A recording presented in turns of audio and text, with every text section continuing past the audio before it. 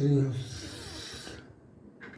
श्री राम जय जय राम, श्री राम जय जय राम, श्री राम जय जय राम, श्री राम जय जय राम, श्री राम जय जय राम, श्री राम जय जय राम, श्री राम जय जय राम, श्री राम जय जय राम, श्री राम जय जय राम, श्री राम जय जय राम, श्री राम जय जय राम, श्री राम जय जय राम, श्री राम जय जय राम, श्री राम जय जय राम। बड़े भाग मानुष तन पावा, सुर दुर्लभ सब ग्रंथ निगावा, बड़े भाग मानुष तन पावा, सुर दुर्लभ सब मानुष तन पावा, सुर दुर्लभ सब ग्रंथ निगावा, यही तन कर फल विषय न भाई, अल्पहु स्वर्ग नरक दुखदाई, यही तन कर फल विषय न भाई, अल्पहु स्वर्ग नरक दुखदाई, बड़े भाग मानुष तन पावा, असुर दुर्लभ सब ग्रंथ निगावा।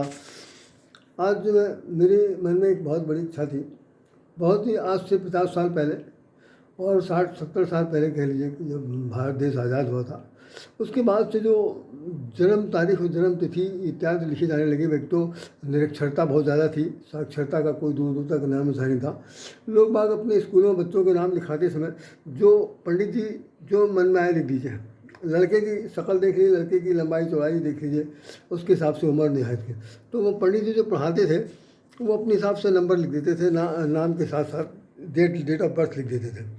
वही डेट ऑफ बर्थ में फाइनल रहता था। सच यह है कि माँ बाप को भी याद नहीं, ना तो उस तरह कोई बहुत इतने ऐसे अस्पताल थे। बहुत सारे बच्चे जो थे वो घरों में ही पैदा होते थे। तो घरों में पैदा होने था, ऐसी स्थिति में कौन कह सकता है कि भैया आपके टाइम में कितना घड़ी में कितना बजा है, किस पल किस घड़ी में हुए हैं, कौन सा शुभ है कौन सा अशुभ है, कौन सा मूलक लगा हुआ कौन सा मूल नहीं है। दुनिया भर की तमाम बातें जो आज सब सामने आती हैं वो समय बिल्कुल नहीं थी। अंगली है मंगली है कुछ नहीं जानता था। तो मैं अपने बारे में 2 शब्द बताना चाहता हूँ कि उस वक्त ऐसा स्थिति थी, ऐसी स्थिति थी कि हम लोग जब मैं पैदा हुआ तो उस वक्त वही जैसे माँ हमारी बताती हैं कि भाई मुझे तो सावन के महीने में अंधेरे पाक में, सावन के अंधेरे पाक में 7वीं को हम पैदा हुए थे, शाम को 7 बजे। सन 1951 का महीना था और भाई लिख दिया गया। अब भाई अब 7वीं और 8वीं तो पंडित को मालूम तो है नहीं कुछ क्या करना, तो उसने अपने मन से जो चाह लिख दिया। आखिर में ये हुआ कि बाद में फिर हमने बहुत दिन बाद सन 1971 20 साल बाद हमारे एक पंडित जी थे, पंडित कलूराम त्रिपाठी। उन्होंने कहा कि भाई राधेश्याम तुम अपना नाम लिखते रहते हो, कुछ अपना जन्म पत्र बनवाना चाहो बनवा लो। तो वो निस्वार्थ भाव से बहुत मुझसे बहुत बड़ा प्रेम करते थे वो। तो हमने कहा कि हाँ महाराज जो आप जैसा आप चाहें कर दीजिए। तो उन्होंने 25 जुलाई 1951 निकाला था। लेकिन हुआ क्या कि जो 25 जुलाई था 2 1 हो गया और 5 तो 5 ही रहा, जो 7 था वो 4 बन गया, तो 15 अप्रैल 1951 बन गया। परिणाम हुआ कि वो आपके हाई स्कूल एग्जामिनेशन में वो डेट उसमें प्रविष्ट हो गई। तो अभिलेखों में तो मेरा 15 अप्रैल 1951 है, लेकिन पंडित जी के अनुसार 25 जुलाई 1951 और तिथि के हिसाब से सावन का 6 दिन गुजर जाए, 7वें दिन मेरा जन्म हुआ। तो इस तरह कहने के लिए तो मुझ जैसे आदमियों के लिए जिनके पास कोई भी रिकॉर्ड नहीं थे, तो जिसने जो चाहा उसने वो लिख दिया और कर दिया गया। तो अब मैं 25 जुलाई को ही मानता हूँ क्योंकि उस दिन बुधवार था, तो बुध उसमें 25 को निकलता है। खैर आज मैं सिर्फ भगवान से इसलिए प्रार्थना कर रहा हूँ कि तिथि के हिसाब से तो आज है, लेकिन अभी एक तिथि और बाकी है जिसका नाम 25 जुलाई है। तो मैं कृतज्ञता व्यक्त करता हूँ कि उन्होंने आज तक अपने चरणों में मुझे अहेतुक कृपा की, इतनी दूरी तक जीवन यात्रा को ले आए। अब जो शेष बचा हुआ है वो भी उनके चरण कमलों में अर्पित है। बड़े भाग से मनुष्य जीवन मिलता है और बड़े भाग से ये इसकी मुक्ति भी होती है, और नहीं तो मुक्ति के लिए तो भैया इतने परिणाम भोगने पड़ते हैं, इतने परिणाम भोगने पड़ते हैं कि तबीयत दुखी हो जाती। रामचरितमानस में कहा एक चौपाई लिखी हुई है कि जन्म मरत दुसह दुख होई, और जन्म मरत दुसह दुख होई। इस संसार में जन्म लेते समय भी बहुत कष्ट होता है। ये प्रसव पीड़ा की जो मेरी जगजननी माँ है वही जानती है।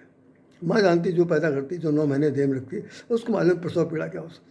इसीलिए रामचरितमानस में गोस्वामी ने लिख दिया, उनको नारद को लाना देते हुए उनकी मैना कहती हैं पार्वती जी कि बाँझ की जान प्रसव के पीड़ा। बाँझ स्त्री को क्या मालूम कि प्रसव पीड़ा क्या होती है, ये तो जिसने बच्चा पैदा किया होगा उसको पता होगा। और अच्छा, आज के ज़माने में प्रसव पीड़ा का कोई मतलब नहीं, इंजेक्शन लगा दिया, उसके बाद बच्चा जो गर्भ से निकालना है ऑपरेशन करके बाहर कर दिया। किसी प्रकार की कोई ईड़ा है, पीड़ा, ख़त्म बात। इनको एक रखना है, 2 रखना है या नसबंदी करानी है, बात ख़त्म हो गई।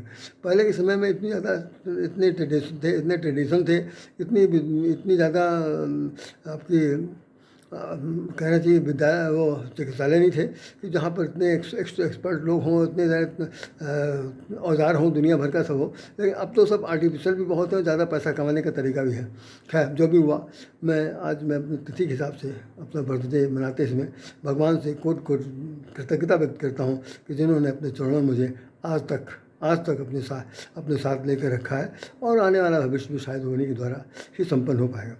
अब 25 जुलाई को फिर मैं अपनी तरफ से कहूँगा कि भाई, अगर जो लोग मुझे किसी न किसी रूप में अब तक जो देखते आए हैं, अगर वो मानते हों तो ज़रूर भगवान से प्रार्थना करें कि ये जीवन जो बिल्कुल पका हुआ है अब किसी तरह से अच्छे ढंग से निभ जाए और हमें आपके काम आ जाऊँ, यही मेरी प्रार्थना रहेगी।